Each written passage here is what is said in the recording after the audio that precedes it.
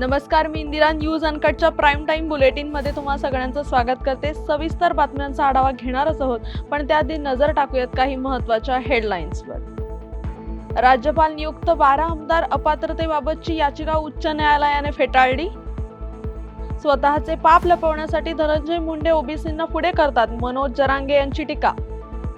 Police ठाण्यासमोर Dhananjay Munde आणि सुरेश धस समर्थक आमने सामने. चाळीसगावमध्ये गोळीबार, पोद्दार इंटरनॅशनल स्कूल परिसरातील घटनेनं खळबळ. आता पाहूयात सविस्तर वृत्त. राज्यपाल नियुक्त 12 आमदारांच्या अपात्रतेबाबतची याचिका आज उच्च न्यायालयाने फेटाळली आहे. त्यानंतर याचिकाकर्ते शिवसेना ठाकरे गटाचे कोल्हापूर शहर प्रमुख सुनील मोदी यांनी माध्यमांसमोर आपली भूमिका स्पष्ट केली आहे. उच्च न्यायालयाच्या या निर्णयाविरोधात आपण सुप्रीम कोर्टात जाणार असून पक्षप्रमुख उद्धव ठाकरे यांना देखील भेटणार असल्याचं सुनील मोदी यांनी म्हटलंय. दरम्यान सुनील मोदी यांनी या न्यायालयीन प्रक्रियेबाबत चिंता व्यक्त करताना न्यायालयीन प्रक्रियेवर राजकीय दबाव असल्याची शंका बोलून दाखवली आहे. आमची मागणी अशी होती की उद्धव ठाकरे सरकारच्या काळात जे 12 आमदारांची नावं पाठवलेली आहेत त्या नावांचा निर्णय आधी झाल्याशिवाय नवीन नावं घेता येणार नाही अशी आमची मूळ याचिका होती.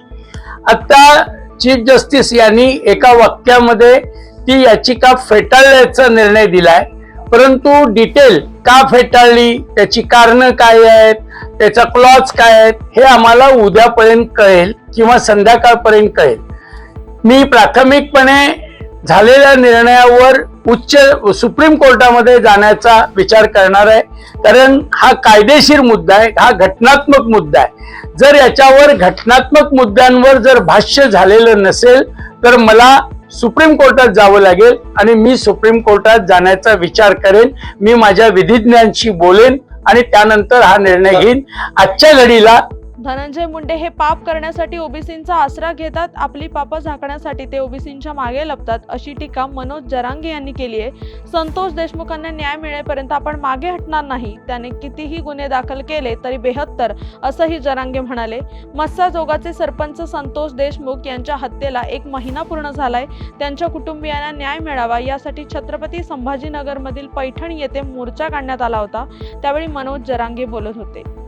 आमदार सुरेश धस आणि मराठा योद्धा मनोज जरांगे पाटील यांच्या विरुद्ध सोशल मीडियावर आक्षेपार्ह मजकूर व्हायरल करून बदनामी केल्याप्रकरणी संबंधित व्यक्तीविरुद्ध कडक कारवाई करा या मागणीसाठी धस समर्थकांनी बीड पोलीस ठाण्यासमोर गर्दी केली होती. त्यानंतर काही वेळातच मंत्री धनंजय मुंडे समर्थकांनी पोलीस ठाण्यासमोर ठिय्या आंदोलन सुरू करत परभणीतील वक्तव्याप्रकरणी मनोज जरांगे आणि सुरेश धस यांच्या विरुद्ध गुन्हा दाखल करा अशी मागणी देखील केली. दोन्ही गट समोरासमोर आल्याने काही वेळ तणावाची परिस्थिती निर्माण झाली होती. मात्र पोलिसांनी परिस्थिती नियंत्रणात आणून कार्यकर्त्यांना परत पाठवले. आष्टी तालुक्यात ट्रेनी शिक्षकांच्या पगारी 4 महिन्यांपासून थकल्याने शिक्षकांकडून गट शिक्षण अधिकाऱ्यांना निवेदन देण्यात आलं. मुख्यमंत्र्यांच्या आदेशाने ट्रेनी शिक्षकांची 6 महिन्यांसाठी भरती करण्यात आली होती. तसेच त्यांचे वेतन देखील निश्चित करण्यात आले होते. मात्र गेल्या 4 महिन्यांपासून त्यांना वेतन देण्यात आलेले नाही. या शिक्षकांना तात्काळ वेतन द्यावे तसेच आणखी 6 महिन्याची मुदत वाढ देखील देण्यात यावी अशा मागणीचे निवेदन गट शिक्षणाधिकाऱ्यांना देण्यात आलंय. आणि आम्हाला आणखी कालावधी वाढून भेटावं ही आमची अपेक्षा आहे. नेमणूक 4 महिने होऊन गेले तरी आमचा पगार आणखी झाला नाही. तरी महिन्याला किती पगार देण्याचं ठरलेलं आहे? 6 ते 10 हजार शिक्षणानुसार ठरलेला आहे. आता आम्हाला सांगण्यात येत आहे की पगार होईल, पण लवकरात लवकर व्हावा ही आमच्या सगळ्यांची मागणी आहे. आतापर्यंत आम्ही 4 महिने झालं की आमची निवड होऊन, पण तरी पण आमचा अजून पगार झालेला नाही. आमची अशी विनंती की लवकरात लवकर आमचा पगार झाला पाहिजे आणि कार्यकाळ पण आमचा वाढून भेटला पाहिजे आम्हाला. 1100 बांगलादेशी रोहिंग्यांना जन्म प्रमाणपत्र देण्याचा किरीट सोमय्यांचा आरोप अमरावतीच्या अंजनगाव सुरजीच्या तहसीलदार डॉक्टर पुष्पा साळुंके यांनी फेटाळलाय. याविषयी त्यांनी सांगितले की प्राप्त झालेल्या सुमारे 1500 अर्जापैकी 569 लोकांना प्रमाणपत्र देण्यात आले असून त्यापैकी मुस्लिम 484 आणि हिंदू 84 आहेत. प्रमाणपत्र देताना आम्ही सर्व कागदपत्रे तपासली असल्याचंही तहसीलदारांनी सांगितलंय. तर जो आरोप आहे ते मला तर असं योग्य वाटत नाही आहे. कारण जे लोकांचे आमच्याकडे अर्ज येतात, जे अर्जदार आमच्याकडे येतात, आम्ही त्या अर्जाची पूर्ण पडताळणी करून आणि तपासणी वगैरे पूर्ण छाननी करून त्याच्यासोबत आम्हाला त्याचा अर्ज, आधार कार्डची झेरॉक्स, रेशन कार्डची झेरॉक्स आणि त्यांचं बयान घेतो आम्ही, पेपर प्रसिद्धी देतो. नंतर 100च्या बळावर आम्ही प्रतिज्ञापत्रसुद्धा घेतलेलं आहे. त्या व्यक्तीला पेपर प्रसिद्धीला सुद्धा 15 दिवस, जवळपास 1 महिना जाते आणि नंतर आम्ही त्याची पूर्ण शहानिशा करूनच आम्ही तसे आदेश वाटप केलेले आहेत. याच्यामध्ये कोणतंही चुकीचं किंवा वेगळं असं दिलेलं नाही कुठल्याच आहे प्रकारचा आणि गैरव्यापार काही झाला नाही म्हणजे कोणत्याच प्रकारचा गैरव्यापार असं झालेला नाही आहे. जे आहे ते तुम्ही आम्ही पूर्ण कागदपत्राची पूर्तता करून रितसर आम्ही नियमानुसारच आम्ही त्यांना आदेश दिलेले आहेत. वेळ झाली आहे बातमीपत्रात छोट्याशा विश्रांतीची. तोपर्यंत पाहत राहा न्यूज अनकट. ऐतिहासिक वारसा लाभलेला मराठ मुलूक महाराष्ट्र. या महाराष्ट्राला विविध रंगी छटा आहेत. साहित्य, कला, पर्यटन, नृत्य, भाषा, संत परंपरा अशा विविधतेने तो नटलेला आहे. हीच गौरवशाली विविधता जपत सुवरंग मराठी केवळ महाराष्ट्राच्या सांस्कृतिक संहितेपुरते मर्यादित न राहता समकालीन नवकल्पनांवर आधारित कार्यक्रमांद्वारे मराठी मनोरंजन विश्वात स्वतःची एक अनोखी जागा निर्माण करत आहेत. मराठी मनोरंजन क्षेत्रातील उत्तम दिग्दर्शक, लेखक आणि निर्मात्यांच्या प्रतिभेचा पुरेपूर वापर करून मनोरंजनाचा आगळा वेगळा रंग उधळण्यास आम्ही सज्ज आहोत. स्वरंग मराठीचे उद्दिष्ट मराठी मनोरंजन क्षेत्रामध्ये मनोरंजनाची वहिवाट सोडून, रूढीवादी पद्धती तोडून मनोरंजनाचा समृद्ध अनुभव प्रदान करून देण्याचा आहे. म्हणूनच यात विविध पद्धतीचे मनोरंजक आणि माहितीपूर्ण कार्यक्रम स्वरंग मराठीवर बघता येतील. शेवटी एकच, धकाधकीच्या जीवनात धांगडधिंगा करण्यापेक्षा बसूया, हसूया, गाऊया, जगूया. नाती गोती श्रावण मोती गावामधले जीवंत रंग. नाती गोती श्रावण मोती गावामधले जीवंत रंग. चला जोडूया, चला पाहूया, जशी संस्कृती तसा स्वरंग. विश्रांतीनंतर पुन्हा एकदा स्वागत. आता पाहूयात उर्वरित काही महत्त्वाच्या घडामोडी. जेजुरी नगरपालिका आणि राष्ट्रीय महामार्ग प्रशासनाने भारतीय संविधानाचे निर्माते महामानव डॉक्टर बाबासाहेब आंबेडकर यांच्या काढून टाकण्यात आलेल्या पुतळ्याचे काम नवीन जागेत तात्काळ सुरू करावे या मागणीसाठी पुण्याच्या पुरंदर तालुक्यातील शिवशाहू फुले आंबेडकर प्रेमी आणि विविध संघटनांच्या वतीने नगर परिषद कार्यालयासमोर निदर्शन करण्यात आले. पुतळा उभारण्यासाठी विलंब झाल्यास उपोषण करण्याचा इशारा आंबेडकरी चळवळीतील कार्यकर्त्यांनी दिलाय. ज्या महापुरुषांच्या विचारावर आणि संविधानावर संपूर्ण देशाचा कारभार चालतो, त्या महापुरुषांचा पुतळा एखादा दगड उचलून टाकावा अशा प्रकारे असंविधानिकरित्या या पुरंदर तालुक्यातील प्रशासकीय जातीवादी अधिकाऱ्यांनी काढून टाकला. याचा निषेध करण्याकरता आणि डॉक्टर बाबासाहेब आंबेडकरांचा पुतळा काढून टाकणाऱ्या ज्या प्रशासनाने काढून टाकलेला आहे त्या प्रशासनाने सन्मानपूर्वक शासनाच्या खर्चाने डॉक्टर बाबासाहेब आंबेडकरांचा पुतळा पुन्हा नवीन जागेत उभारावा या मागणीकरता आज पुरंदर तालुक्यातील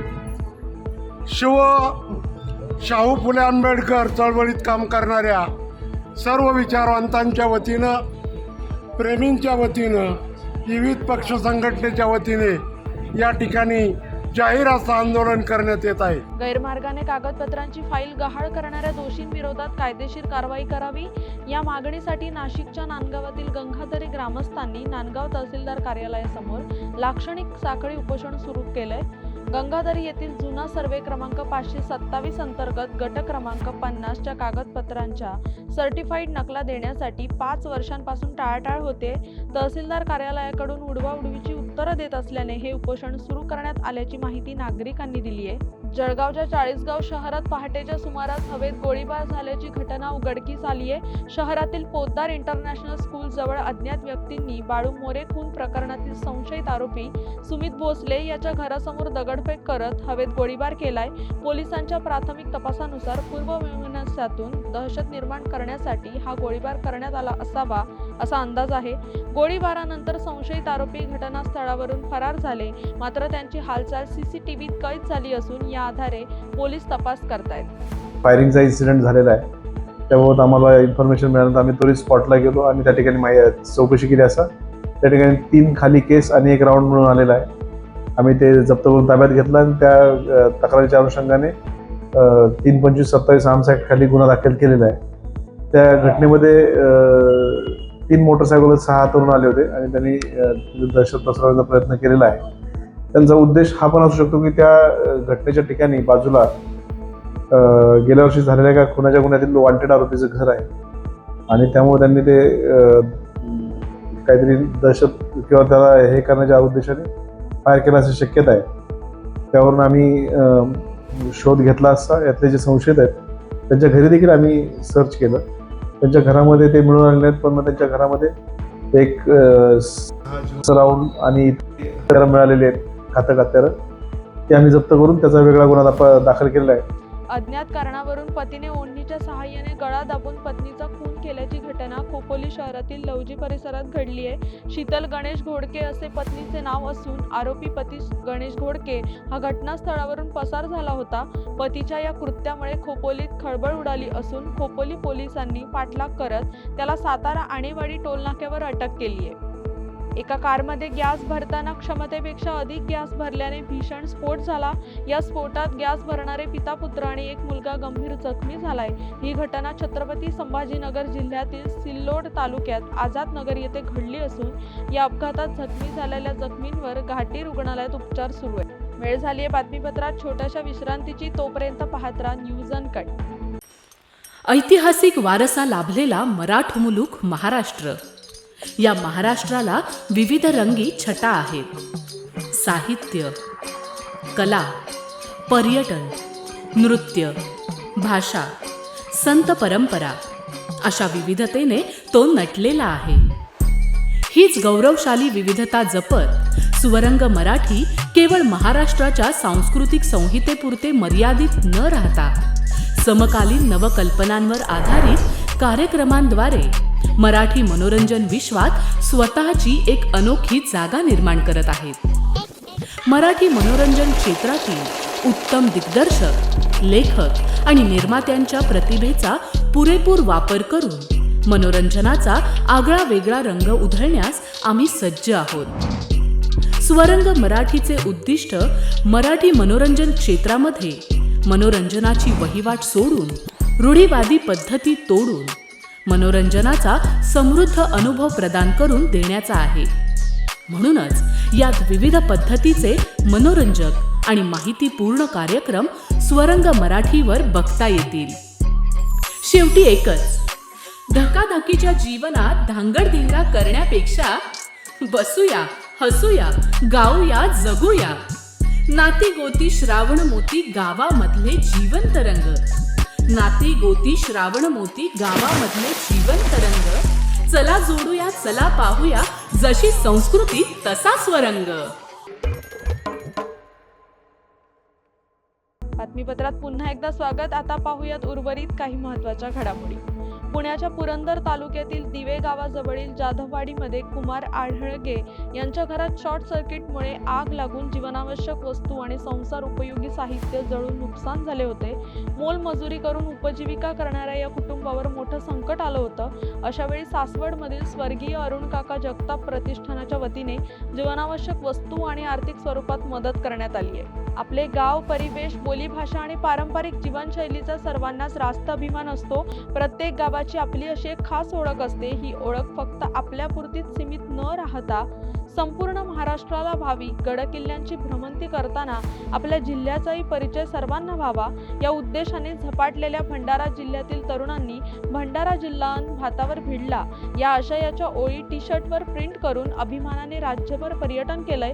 त्यांचा हा प्रवास आणि संकल्पना सध्या भंडाऱ्यात चर्चेचा विषय ठरलाय. जुलै महिन्यात कोल्हापूर जिल्ह्यातील ऐतिहासिक विशाळगड अतिक्रमण मुक्त मोहिमेदरम्यान झालेल्या हिंसक घटनेनंतर गडावर प्रशासनाकडून संचारबंदी लागू करण्यात आली होती. गेल्या 6 महिन्यांपासून पर्यटकांना बंदी घालण्यात आल्याने पर्यटकांविना विशाळगडावरील सर्व व्यवहार ठप्प होते. दरम्यान तब्बल 6 महिन्यांनंतर प्रशासनाने नियम व अटी घालत 31 जानेवारीपर्यंत सकाळी 10 ते सायंकाळी 5 वाजेपर्यंत पर्यटकांना गडावर जाण्यास परवानगी दिली असून प्रशासनाकडून स्वच्छता मोहीम सुरू करण्यात आली आहे. शासनाने गड संवर्धनासाठी ही निधी उपलब्ध करून ऐतिहासिक ठेवा जपावा अशी मागणी स्थानिकांनी केली आहे. जो झाला प्रकार निंदनीय होता आणि त्या जुन्या गोष्टी आता वळत राहण्यात काही अर्थच नाही. पण इथून पुढचा विशाळगड हा वेगळा असेल. आम्ही जास्तीत जास्त प्रयत्न करणार चांगला स्वच्छ सुंदर विशाळगड राहण्यासाठी. ज्या वाईट गोष्टींसाठी विशाळगड प्रसिद्ध झाला होता त्या गोष्टी सगळ्या या अगोदर बंद केलेल्या आहेत. काल आमची एक व्यापक सगळ्या ग्रामस्थांची मीटिंग पण झाली. त्या मीटिंगमध्ये आम्ही पण सगळ्यांनी ठरवल्याने कोणत्याही परिस्थिती कुठल्याही दारू, गुटखा, गांजा किंवा अन्य कोणत्याही गोष्टी या गडावर चालू देणार नाहीत. आणि अतिक्रमणसुद्धा जो काही अतिक्रमणाचा विषय आहे तो बऱ्यापैकी 80-90% अतिक्रमण प्रशासनानं काढलेले आहेत. जे काय अतिक्रमण शिल्लक आहे ते सगळं कोर्टमध्ये तेही प्रशासनानं बेकायदेशीर जे काय असेल ते काढावं. आमचं काय त्याच्यात विरोध पण करणार नाही आम्ही, याच्याही अगोदर केलेलं आहे. परंतु पर्यटन जे काय बंद होतं ते आता चालू झालेलं आहे. हे असंच जास्तीत जास्त चालू व्हावं आणि राहावं त्यासाठी प्रशासनानं आम्हाला बारदाना उपलब्ध नसल्याने जालन्यात हमीभाव केंद्रावरील सोयाबीनच्या खरेदीला ब्रेक लागल्याने शेतकरी चिंतातूर झालेत. काही दिवसांनंतर संक्रांत सण येऊन ठेपलाय पण सोयाबीनची विक्री झाली नाहीये. शेतमाल घरात पडून आहे. अशा परिस्थितीत सण कसा साजरा करावा असा प्रश्न जालन्यातील शेतकऱ्यांना पडलाय. दादा मला तुमचं नाव सांगा, गावाचं नाव सांगा, तुम्ही कोणत्या गावातून आलेले आहेत? सुरेश गोविंदराव देशमुख, नसळगाव. बारदाना अभावी सोयाबीन खरेदी बंद आहे, किती दिवस झाले आणि काय मागणी तुमची आता? हे 2-4 रोज झाले बारदाना एक बंद आहे. आमची मागणी आहे कारण की आम्हाला भाव व्यवस्थित मिळाला पाहिजे आणि माल इथं मग हे आला पाहिजे लवकर. हे बारदाना लवकर यायला पाहिजे. आमचे आले इथं शेतकऱ्याचे. किती दिवस झाले खरेदी केंद्र बंद आहे? 2-3 दिवस झाले बंद आहे. बरं, सरकारला काय मागणी करणार? सरकार काय सांगतं 6,000 रुपये भाव देऊ. मतदान होतं तर सांगितलं 6,000 रुपये भाव देऊ. आणि शेतकऱ्याची आता पिळवणूक झालेली आहे. काय अपेक्षा आहे? भाव द्यायला पाहिजे सरकारने. शेतकऱ्याची पिळवणूक चालली. खर्चातून काय पुरत नाही आम्हाला हे. या बातमीचा वेळ झाली आहे. प्राईम टाईम बुलेटिनमध्ये इथेच थांबायची. तोपर्यंत पाहत राहा न्यूज अनकट.